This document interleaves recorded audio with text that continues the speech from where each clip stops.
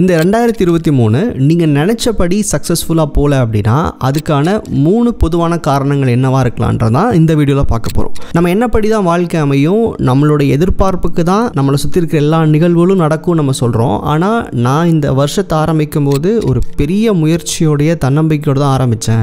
ஆனால் இன்றைக்கி நான் பார்க்கும்போது இந்த 12 மாதம் எப்படி கழிஞ்சதுன்னு தெரியல, எனக்கு நிறையா ஃபெயிலியர்ஸ் தான் இருக்குது. அப்படின்னா இப்போது இந்த நிமிஷம் இதை நீங்கள் ரியலைஸ் பண்ணுறது ரொம்ப ரொம்ப அவசியமாக இருக்குது. ஏன்னா இன்னும் ஒரு புது வருடத்தை தொடங்க போறீங்க. அப்போ இந்த மிஸ்டேக்ஸ் என்னன்னு தெரிஞ்சுக்கிட்டா மட்டும்தான் உங்களால் வந்து அடுத்த வருஷத்தில் சரி செய்ய முடியும். So 3 reasons or mistakes that you made in 2023 அதான் இந்த வீடியோவில் பார்க்க போகிறோம்.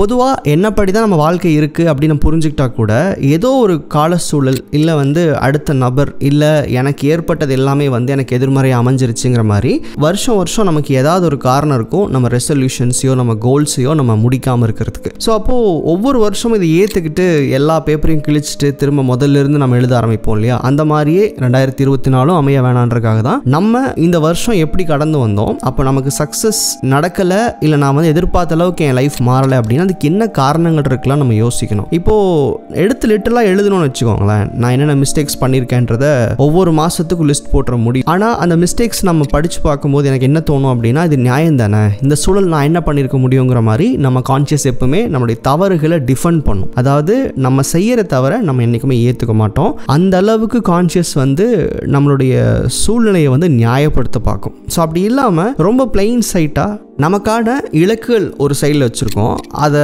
பயணிக்கிறதுக்கு நம்மக்கிட்ட 1 வருஷம் இருக்குது. அந்த 1 வருஷத்தில் நம்ம வந்து அதை முடிக்க முடியலன்றதுக்கு நம்மக்கிட்ட கிடைக்கிற காரணங்கள் இருக்கு இல்லையா? அந்த காரணங்களை நீங்கள் வந்து எழுதி பார்த்தா கூட பெருசாக அவங்களால வந்து ஏற்றுக்க முடியாது. பிகாஸ் கான்ஷியஸ் என்ன சொல்லும், இல்லை இது நியாயமான காரணம் தானே, அது எப்படி நீயே உன்னை ப்ளேம் பண்ணிக்க முடியுங்கிற மாதிரி செல்ஃப் டிஃபெண்ட் பண்ணிட்டே தான் இருக்கும். அப்போது இதை நம்ம வந்து புரிஞ்சுக்காம அப்போ நம்மளுடைய சூழல் நியாயப்படுத்தும் போது தான் நம்ம வாழ்க்கை 5 வருஷம் 6 வருஷம் 7 வருஷம்னு எவ்வளோ முயற்சிகள் செஞ்சாலும் பெரிய வேலை மாற்றமோ இல்லை வந்து ஒரு ஃபினான்ஷியல் சேஞ்சஸோ இல்லை நம்ம நினைக்கிற அளவுக்கு நம்ம வாழ்க்கை வந்து எந்த வகையிலையும் மாறுறது கிடையாது. ஸோ அப்போ இதை ரியலைஸ் பண்ணிக்கணும்னா மேஜர் 3 ஏரியாஸ், அதாவது நம்ம வாழ்க்கையை இந்த கண்ணோட்டத்தில் வாழ்ந்தால் போதும், ஒவ்வொரு பிரச்சனைக்குள்ளேயும் போய் இதை சரி செய்கிறோமா, நமக்கு வந்த தடைகளை எதிர்த்து போகிறோமான்றதை தாண்டி ஓவராலாக ஒரு ஹை லெவலிருந்து பார்த்தா ஒரு 3 தவறுகள் பொதுவாக நம்ம செய்வோம். இதுதான் நம்ம ஃபெயிலியர்ஸ்க்கு லீட் ஆகுது. அதில் முதல் முக்கியமான விஷயம் அப்படின்னா டுமாரோ இஸ் மோர் இம்பார்ட்டன்ட் அப்படின்ற மைண்ட் செட்லேயே நம்ம வாழ்கிறது. அதாவது இன்னைக்கு செய்யணுன்ற அந்த எண்ணத்தை விட நாளைக்கு பார்த்துக்கலான்ற எண்ணம் கான்ஷியஸ்க்கு ரொம்ப ஸ்ட்ராங்காக இருக்கும். இது என்ன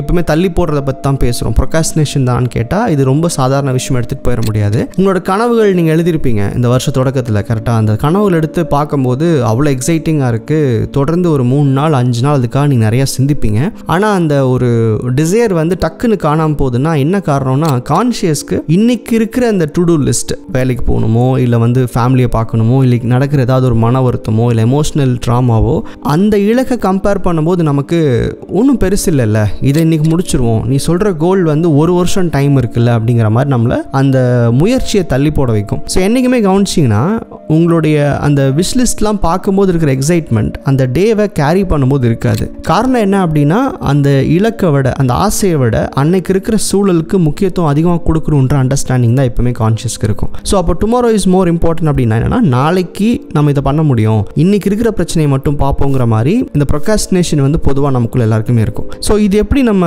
ஓவர் கம் பண்ணுறது அப்படின்னா நம்ம செய்கிற அந்த ரொட்டீன் இருக்குல்ல, எந்திரிக்கிறோம், சாப்பிட்றோம், தூங்குறோம், நம்ம வேலையை பார்க்குறோம், இது எல்லாத்துக்கும் முன்னாடி நம்மளுடைய ப்ரியாரிட்டிஸ், அதாவது நம்ம ரெசல்யூஷன் சொல்கிற இல்லை கோல்னு சொல்கிற விஷயத்துக்கு முக்கியத்துவம் கொடுக்க ஆரம்பிக்கணும். என்ன பண்ணலாம், நம்ம ரொட்டீன் எப்படியும் பண்ண தான் போகிறோம், யாரும் நமக்கு சொல்லிக் கொடுக்க வேண்டிய அவசியம் இல்லை. ஆனால் நீங்கள் எடுத்துக்கிற ரெசல்யூஷன்ஸ்க்கு உண்டான நேரத்தை அந்த நாள் தொடக்கத்திலே கொடுக்குறது. இதை நம்ம ஆரம்ப கட்ட காலத்தில் செஞ்சுருப்போம், ரொம்ப எக்ஸைட்டிங்காக இருக்கும், நம்மளுடைய ப்ராக்ரஸ்லாம் கூட நோட் பண்ணுவோம். பட் சம்டைம்ஸ் அது அப்படியே ஃபேட் அவுட் ஆகிறதுக்கு காரணம் என்னென்னா நம்ம தினமும் அந்த ஒரு ப்ரெஷரை வந்து நம்ம இலக்குகள் மேலே கொடுக்காமல் இருக்கிறது தான். ஸோ கான்ஷியஸ்க்கு எப்பவுமே நாளைக்கு தான் முக்கியன்ற அந்த ஐடியா வந்துருச்சு அப்படின்னா நீங்கள் எப்படி தான் அந்த வாரத்தை மாதத்தை அந்த ஒரு ஃபுல் குவார்ட்டரை கடந்து வரீங்கன்னு தெரியாது, பார்த்தா வருஷமே முடிஞ்சிருக்கும். ஸோ இந்த ஐடியாலஜி கண்டிப்பாக இந்த வருஷத்தில் நீங்கள் கேரி பண்ணியிருப்பீங்க. ஸோ இப்போ இங்கே என்ன புரிஞ்சுக்க வேண்டியது இருக்குன்னா, நான் எடுத்துக்கிட்ட அந்த இலக்குக்கு ஏதாவது ஒரு விஷயம், ஒரு ஆக்ஷன் பிளானை இன்னைக்கு இல்லை இந்த வாரத்துக்குள்ளே முடிச்சிருக்குன்ற கண்டிஷனிங் கிரியேட் பண்ணிட்டு தான் வாரத்தில் இருக்கிற அந்த நம்ம ரெகுலர் ரொட்டீனை பார்க்க போகணும். அதுக்கான இம்பார்ட்டன்ஸ் இம்பார்ட்டன்ஸ் எப்பவுமே செகண்டரியாக வச்சுக்கணும்னு சொல்கிறேன். ஏன்னா நீங்கள் எப்படியும் சாப்பிடாமல் இருக்க போகிறதில்ல, வேலைக்கு போகாமல் இருக்கிறது போகிறதில்ல, ஃபேமிலி பார்க்காம இருக்க போகிறதில்ல. அப்போது இதெல்லாம் கட்டாயமாக செய்ய வேண்டிய விஷயங்கள். ஆனால் கான்ஷியஸ்க்கு உங்களோட ரெசல்யூஷனுக்கான ஆக்ஷன், அந்த கோலுக்கான ஆக்ஷன்றது வந்து எப்பவுமே ஆப்ஷனாக மாறிடுது. அப்படி இல்லாமல் அதை முன்னிலைப்படுத்துங்கன்னு நான் சொல்கிறேன். ரெண்டாவது பாயிண்ட் வந்து நம்ம எப்பவுமே ஈஸியான வழியை சூஸ் பண்ணிப்போம். அதாவது ஒரு இலக்கை அமைப்போம், ஆனால் அந்த இலக்கை அடையிறதுக்கு ஒரு சின்ன செகண்ட் தாட் வரும்போது என்ன பண்ணுவோம், அதை விட ஈஸியான ஆப்ஷனை சூஸ் பண்ணிக்கிறது. அதாவது எப்பவுமே நம்ம பிளான் பி ஆப்ஷன் வச்சுருப்போம் இல்லையா, இது நம்மளுடைய முன்னேற்றங்களில் நிறைய இடங்களில் தடுக்கும். இப்போது எனக்கு வந்து ஒரு பிடிச்ச விஷயம் இருக்குது, அதை அடையிறதுக்கு நான் ஒரு நாளைக்கு ஒரு 3-4 மணி நேரம் எஃபோர்ட் போடணும் அப்படின்னா கான்ஷியஸ் என்ன சொல்லுது, இதை விட செகண்டாக இருக்கிற இல்லை இதை விட செகண்ட் லெவலில் இருக்கிற அந்த ஈஸியான விஷயத்தை சூஸ் பண்ண சொல்லும். அதாவது நமக்கு அந்த ஈஸி பார்த்து சூஸ் பண்ண சொல்லும். இதுக்கு ஒரு சிம்பிள் எக்ஸாம்பிள் சொல்லணும்னா, நீங்கள் வந்து பணம் சம்பாதிக்க ஆசைப்படுவீங்க, ஒரு பெரிய அமௌண்ட்டை வந்து மேபி டார்கெட்டாக வச்சுருப்பீங்க. நமக்கு கிடைக்கிறதுக்கு நம்ம உழைப்பை போடணும், படிக்கணும், இல்லை ஏதாவது ஒரு ஆக்ஷன் எடுக்கணுன்றது தான் நமக்கு தெரியும். அதை வச்சு நம்ம முயற்சி செய்வோம். ஆனால் கான்ஷியஸ் என்ன சொல்லுவோம், இல்லை இதை விட ஈஸியான வழிகள் இருக்கான்னு பாரு. இதனாலே கூட நிறைய பேர் இந்த லாட்ரி நிறையா வாங்க போவாங்க, இல்லை தனக்கு தெரியாத ஒரு ஷேர் ட்ரேடிங்கில் போய் இன்வெஸ்ட் பண்ணுவாங்க, இல்லை ஈஸியாக பணம் வருது அப்படின்ற வழிகளை சூஸ் பண்ணுவாங்க. அதாவது கான்ஷியஸ்க்கு எப்பவுமே நம்ம செய்கிற முயற்சிகளை ரொம்ப ஷார்ட்கட்டில் செஞ்சுட்டா பரவாயில்ல, இல்லை ஈஸியான வழியை சூஸ் பண்ணிட்டா பரவாயில்லன்னு சொல்லும். அப்போ இது வந்து ஒரு பணம் இழக்கிறது மட்டும் வந்து இங்கே பிரச்சனை கிடையாது, நம்ம எண்ணங்கள் வந்து மிஸ்டைரக்ட் பண்ணப்படுது. அதாவது நம்ம சூஸ் பண்ணுற வழிக்கு ஒரு ஆல்டர்னேட் சொல்யூஷன் தேடி போயிடுறது. இது பொதுவாக இதை வந்து ஒரு பிளேமாக மட்டும் சொல்ல முடியாது, ஒரு முட்டாள்தனம் எடுத்துக்க முடியாது. இது வந்து நிறைய இடங்களில் நடக்குது. அதாவது நீங்கள் நாட் ஓன்லி ஆன் மணி, நம்ம ரிலேஷன்ஷிப் சூஸ் பண்ணும்போது, இல்லை நம்மளுடைய புது முயற்சியில் எடுத்துக்கும் போது, we always try to find some shortcuts. இங்கே ரொம்ப சிம்பிளாக சொல்லணும்னா, நம்ம ஒரு இலக்கை அமைச்சுக்கிட்டோம்னா கான்ஷியஸ்க்கு அந்த எண்ட் ரிசல்ட்டை காமிச்சா மட்டும் போதும். இது பொதுவாக நடக்கிறதுக்கான காரணம் என்னென்னா, அது எப்படி நடக்கும், எந்த வழியில் நடக்கும், நம்ம ரொம்ப தேடி அதை வந்து நம்ம ஒரு ப்ரெஷரைஸ்டாக இல்லை வந்து ஒரு அப்சஸ்டாக கிரியேட் பண்ணும்போது இந்த மாதிரி தப்பான டைரக்ஷன் சூஸ் பண்ணுவோம். எப்பவுமே இலக்குகள் அமைச்சுக்கோங்க, அதுக்குண்டான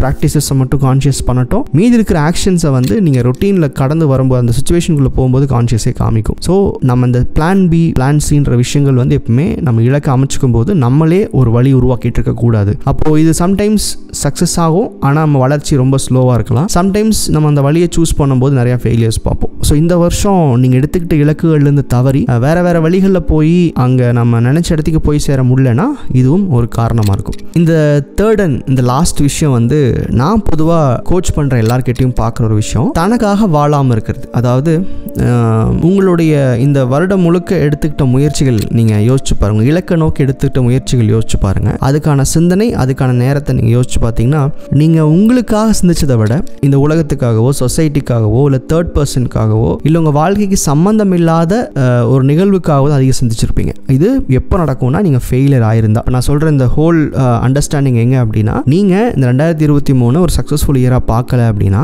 அதுக்கான முக்கியமான 3வது காரணம் தான் இது. அதாவது தன்னை சிந்திக்காமல் தன் சிந்தனையை அடுத்த நபருக்காகவோ அடுத்த சூழலுக்காகவோ அர்ப்பணிக்கிறது. இப்போது இதில் நிறைய பேருக்கு கேள்வி வரும், இது வந்து ஒரு ரொம்ப செல்ஃபிஷாக இருக்கிற மாதிரி இருக்குது இந்த ஸ்டேட்மெண்ட், நம்ம அடுத்தவங்களுக்காக இருக்கக்கூடாதா அப்படின்னா, நம்ம ஒரு வளர்ச்சியை நோக்கி போகும்போது நம்ம நிலையாக நிற்கணும்னு நினைக்கும் போது நம்ம சிந்தனை அடுத்த நபர்களுக்காகவோ இல்லை சொசைட்டிக்காகவோ இல்லை பொது விஷயங்களுக்காகவோ போகுது. இப்போ எப்படின்னா, இது போய் நீங்கள் உதவி பண்ணுறீங்க அப்படி சொல்ல வரல, உதவியெல்லாம் பண்ண மாட்டீங்க, சும்மா வேடிக்கை தான் பார்ப்பீங்க. ஒரு மனசுக்குள்ளே ஏற்படுற சொசைட்டியை பற்றின ஒரு கோவம், இல்லை உங்களால் ஒருத்தர் லைஃப்பை மாற்ற முடியாது, நண்பர் லைஃப்பை மாற்ற முடியாது, ஆனால் அவர் லைஃப்காக நீங்கள் ஏற்படுத்திக்கிற ஒரு பரிதாபம், ஒரு பொது நிகழ்வில் நீங்கள் போய் கலந்துக்கிறீங்க, அந்த இடத்துல ஒரு விஷயம் நடக்குது, அதுக்குள்ளே உங்கள் கற்பனையை திணிச்சிட்டு அதுக்காக நீங்கள் செலவிடுற அந்த நேரம். அதாவது நம்ம சிந்தனை கான்ஷியஸ் எப்படி பிரித்து புரிஞ்சுக்கும் அப்படின்னா, நீ ஒரு கோல் சொல்கிற, ஒரு ஆசையை நீ உள்ளே கொண்டு வர, அது நடக்கணும்னு நினைக்கிற, ஆனால் அதை சார்ந்து இருக்கிற எண்ணங்கள் உன்னுடைய கான்ஷியஸில் ரொம்ப கம்மியாக இருக்குது. அப்படிங்கிறப்போ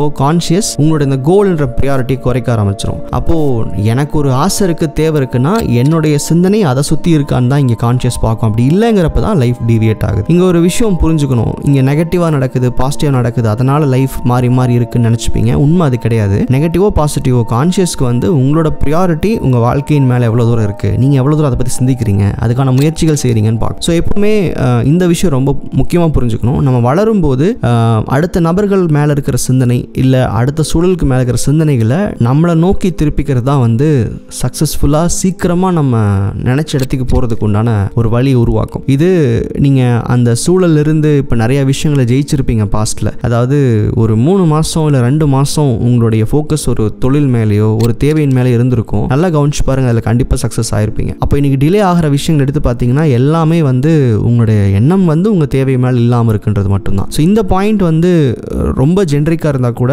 ரொம்ப ரொம்ப முக்கியமான விஷயம். நம்ம எல்லாரும் வந்து இது தவற விட்டுறோம். இந்த 3 தவறுகளை வந்து நீங்கள் சரி செஞ்சுக்கிட்டு இந்த வருஷம் தொடங்குனீங்கன்னா கண்டிப்பாக உங்களால் பெரிய பெரிய சக்ஸஸ்லாம் பார்க்க முடியும். ரெசல்யூஷன் அப்படின்றது கான்ஷியஸ்க்கு எப்போ எமோஷனலாக புரியும் அப்படின்னா இந்த 3 விஷயங்களை சரி செஞ்சுக்கும் போது தான். ஸோ இது ஒரு ஜென்ரிக்கான பாயிண்டாக இருக்கலாம், ஆனால் இதை ஒவ்வொரு நாளும் ஒவ்வொரு சூழல்லையும் இதை அப்ளை பண்ண முடியும். இது ஒரு ஸ்ட்ராங்கான ரூல்ஸாக இந்த வருஷத்துக்கு நீங்கள் உருவாக்கிக்கோங்க. நன்றி.